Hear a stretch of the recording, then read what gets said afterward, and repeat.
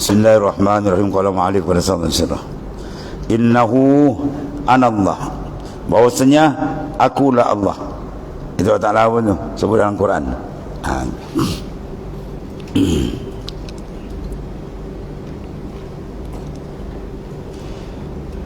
Ini bahasan daripada dulu. Bahasan yang ketiga tahu dia martabat tanazzul zat tu.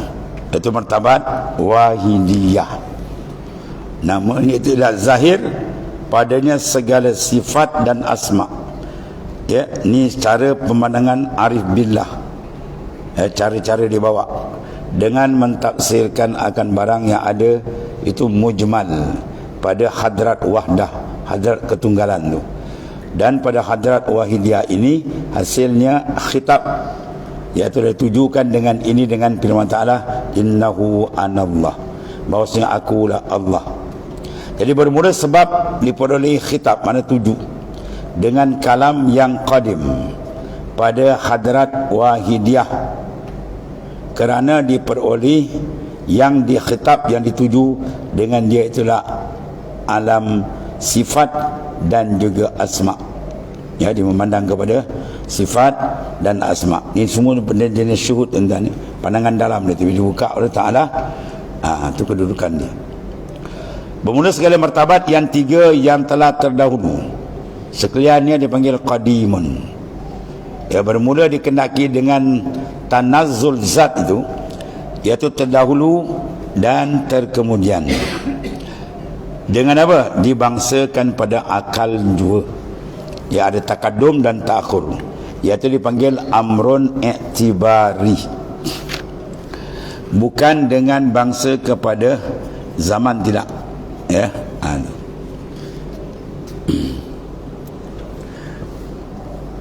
syahadat, maka nyatalah daripada alam asma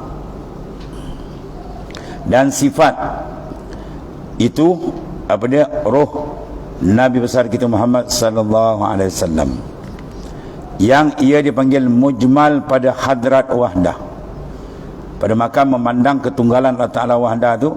Jadi dipandang situ secara ijmal saja, ya, akan nur Nabi kita Muhammad sallallahu alaihi wasallam, dan mufassal pada hadrat wahidiyah.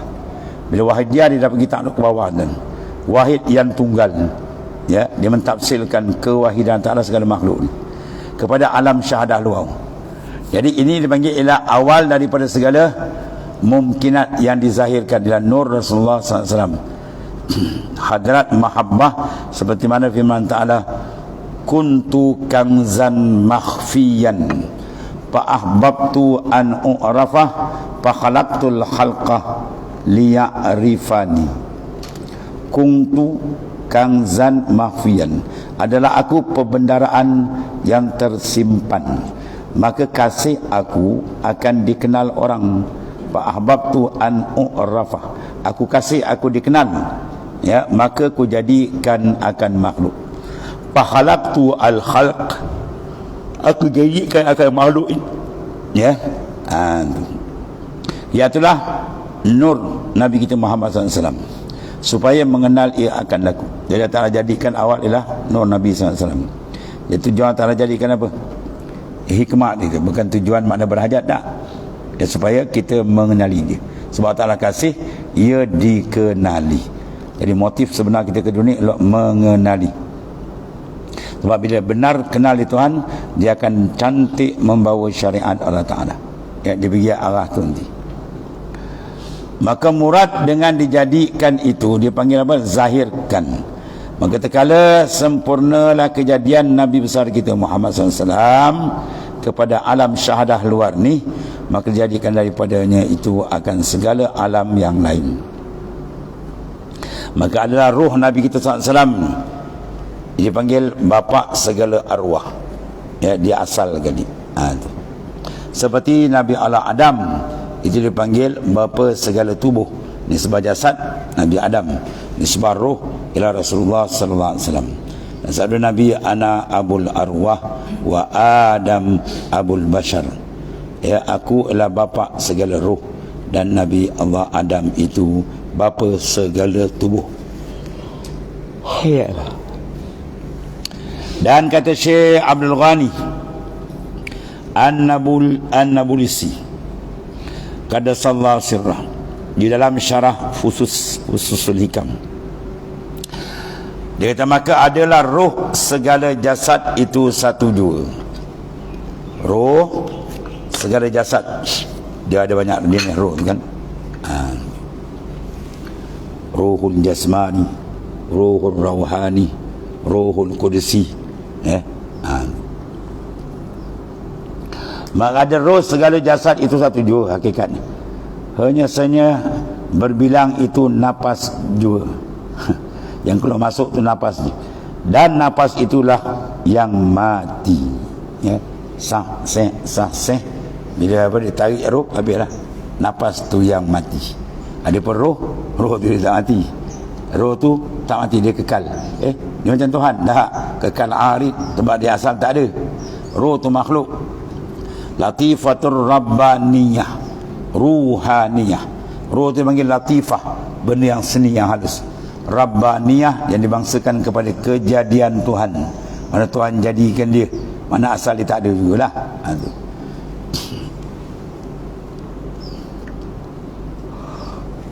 Ya Allah.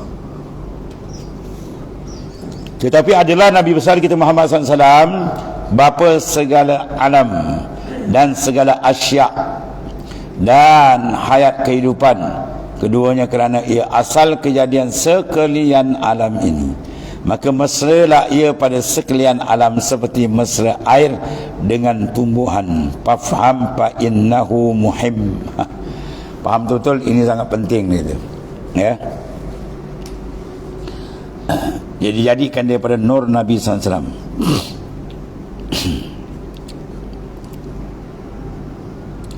Maka kata Syekh Masyaikhuna, kata Syekh bagi segala syekh kami, kutubuz zaman, ya, kutub zaman dia, wali kutub. Coba dia Maulana Syekh Muhammad bin Abdul Karim As-Sammani, yang mengasal tarekat Samaniyah radhiyallahu anhu, mufti negeri Madinah. Di dalam selawatnya yang bernama Al-Minhah Al-Muhammadiyah, dia kata al-puzzati sari sirruha fi kulli zarratin ha'u hayatul alamin lazi minhu mabda'uh wa maqarruh. Yakni dia kata adalah nama Nabi besar kita Muhammad sallallahu alaihi wasallam itu, ya, Ahmad bermula alifnya, ya, itu menunjuk atas mesra rahsia zat, alifuz zat, bukan alfuz zat, bukan alfuz seribu zat. Alifuz zat, mesra rahsia zatnya itu pada tiap-tiap zarrah.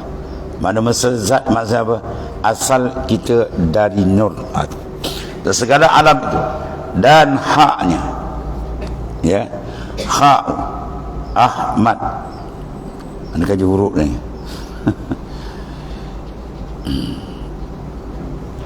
Mana tadi?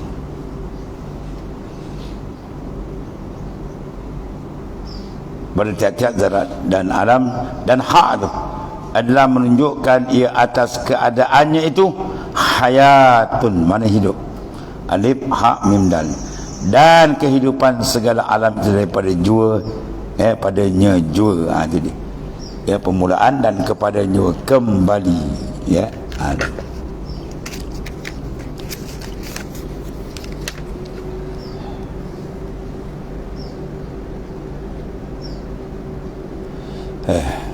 Dan yang keempat daripada segala martabat tanazzul zat, itulah martabat alam arwah.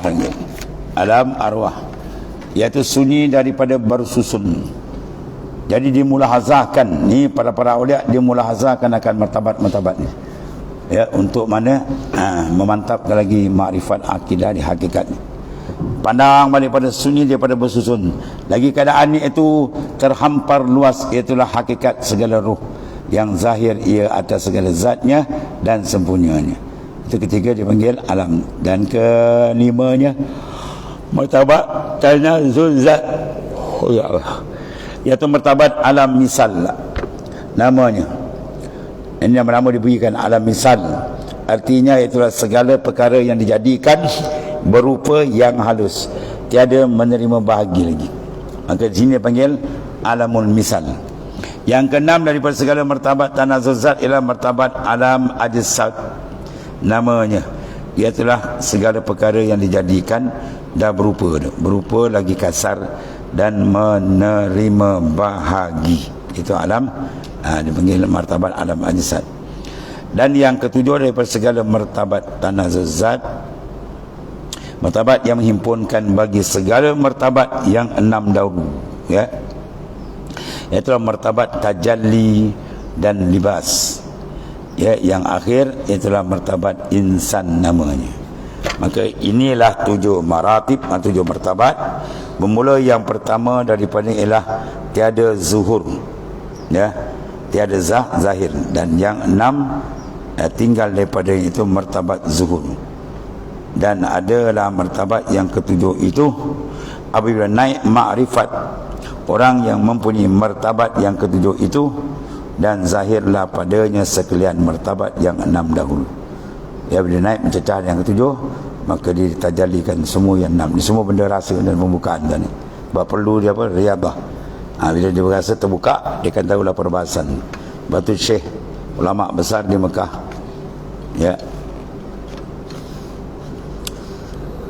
Allahumma Syekh Syafi'i, Syekh Syafi'i, dia mengajar dulu Nafis. Dia kata apa tadi? Dia kata aku baca macam ni je lah dia. Sebab benda semua azwaq, semua rasa. Bila rasa, kau kena berjalan, ya.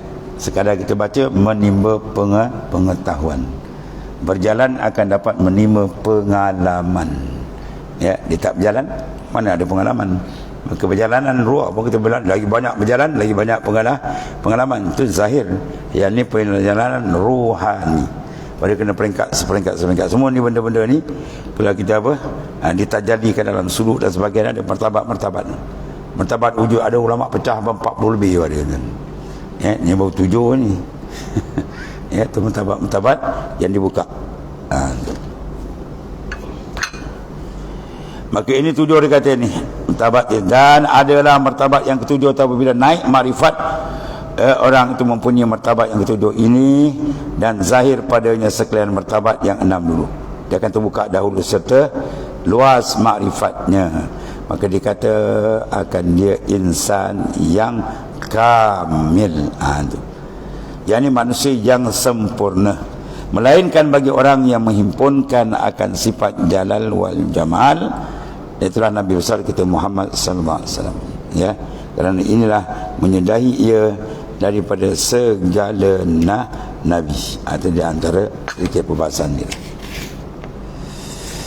Kemudian panggil nuktah.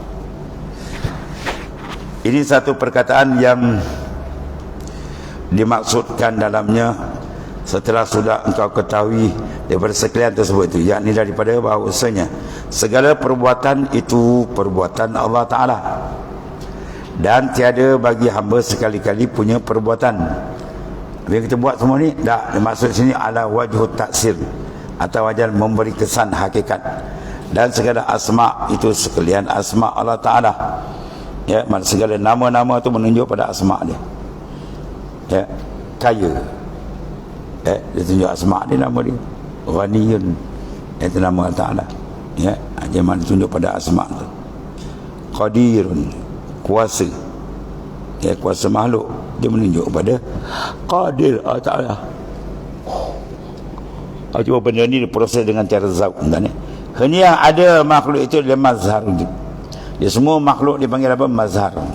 Apa mazhar? Mahaluz zuhur, tempat zahir. Ya, jadi kita nak pandang kebesaran Tuhan, cermin dia mazhar. Siapa dia? Semua makhluk. Itu habis.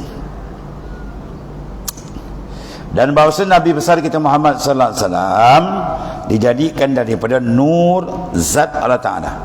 Tuhan jadikan pacar nur zat menjadi hakikat besar apa Tuhan, ya. Dan sekalian makhluk dijadikan daripadanya pada Nabi sallallahu alaihi wasallam, nur Nabi. Inilah asal kejadian dan hayat kehidupan segala makhluk ini sekaliannya. Ya, kembali kepada baginda sallallahu juga asal termasuk dia tadi. Nyatakan kembali pada dia balik.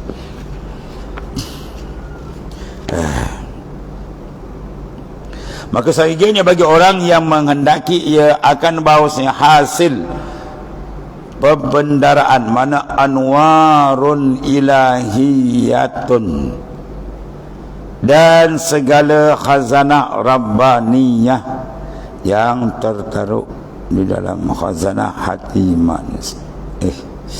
Yang terdapat dalam khazanah hati bahawasanya bimbang ia dengan zikir.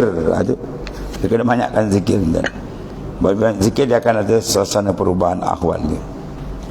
Mentauhidkan Allah SWT dan dengan membaca salawat atas Nabi sallallahu alaihi wasallam. Banyakkan salawat supaya membukakan ta'ala atasnya atas segala pembendaraan makrifat pada masa yang sedikit dan waktu yang singkat. Banyakkan zikir, selawat, insyaAllah ada pembukaan singkat masa dibuka. Dan ada pun kaifiat bimbang dengan mentauhidkan ta'ala seperti bahawa engkau lihat akan tiap-tiap gerak sukun mana diam dan tiap-tiap kalam dan sukut mana diam. Orang bercakap, orang bergerak, orang berjalan, orang diam, atau orang bercakap atau orang diam, semua tu apa dia? Inilah sekalian itu terbit daripada Allah Ta'ala. Mana ini hakikat daripada kejadian dia, taksis iradat dia dan taksir kudrat dia. Pandang setelah jangan lupa.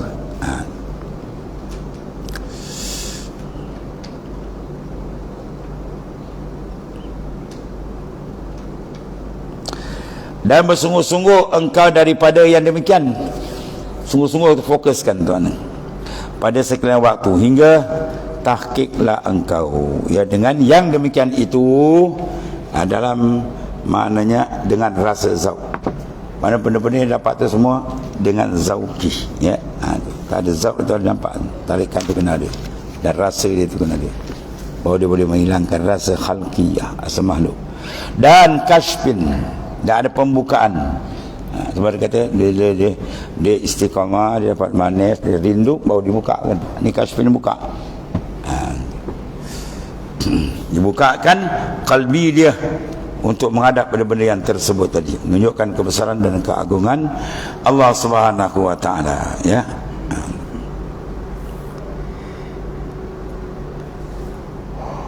Ya Allah. Dan sungguh-sungguh engkau daripada demikian itu pada sekalian waktumu hingga tahqiqlah engkau dengan yang demikian itu rasa zauq. Zauq itu rasa kenal Tuhan.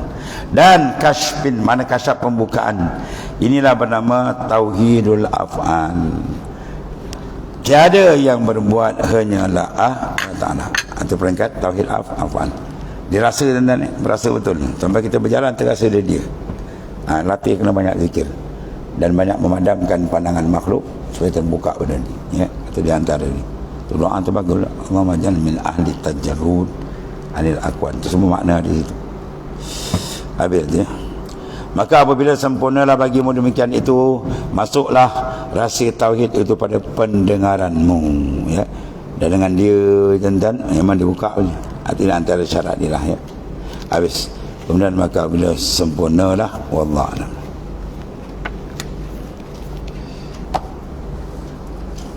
Allah.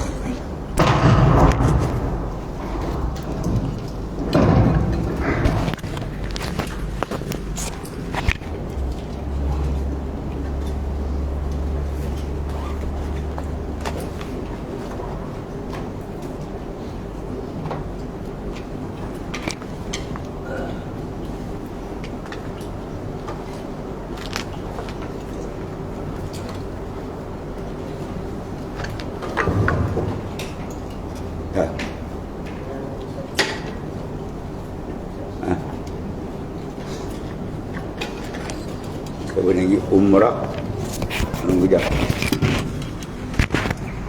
dia buka sir dia.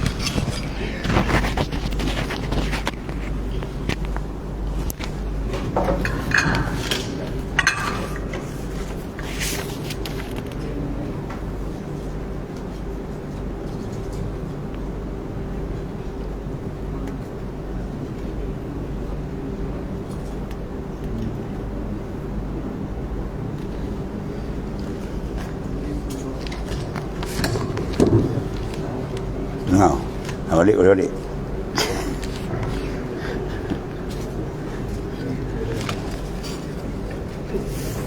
Asrarul umrah wal haji. Balik dulu.